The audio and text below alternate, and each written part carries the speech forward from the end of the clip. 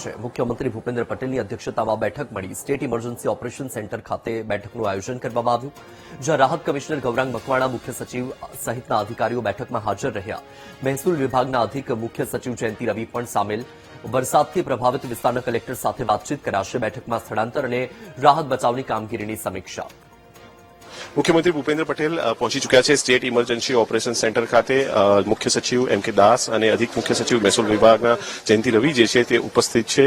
मुख्यमंत्री कार्यालयना अधिक अग्र सचिव विक्रांत पांडे और राहत कमिश्नर गौरांग मकवाणा पण आ बेठकनी अंदर उपस्थित है। मुख्यमंत्री भूपेन्द्र पटेल समीक्षा करी रह्या छे। दक्षिण गुजरातना वलसाडमां 42 इंचथी वधु वरसाद ते पड्यो छे अने आ वरसादनी जे स्थिति छे तेनी समीक्षा करवा माटे मुख्यमंत्री भूपेन्द्र पटेल पहोंच्या छे स्टेट इमरजन्सी ऑपरेशन सेंटर खाते। अत्यार सुधी थयेली राहत बचावनी जे कामगीरी, स्थळांतरनी कामगीरी, एनडीआरएफ डिप्लॉयमेंट और एसडीआरएफ નું જે ડિપ્લોયમેન્ટ છે તેની જે સમીક્ષા જે છે તે કરવામાં આવી રહી છે। મુખ્યમંત્રીને અવગત કરાવવામાં આવી રહ્યા છે કે અત્યાર સુધી શું પગલાં વહીવટીતંત્ર દ્વારા લેવામાં આવ્યા છે। નાયબ મુખ્યમંત્રી હર્ષ સંઘવી પણ વલસાડ પહોંચ્યા છે। નરેશ પટેલ આદિજાતિ મંત્રી પણ તેમને પણ તે વિસ્તારની અંદર પહોંચવા માટે સૂચના અપાઈ છે અને તેઓ પણ ત્યાં પહોંચી ચૂક્યા છે, સમીક્ષા કરી રહ્યા છે। જે ઉચ્ચ અધિકારીઓ અને પ્રભારી સચિવો છે તેની પણ સમીક્ષા કરવામાં આવી રહી છે અને તેમની વિગતો જે છે તે આપવામાં આવી રહી છે।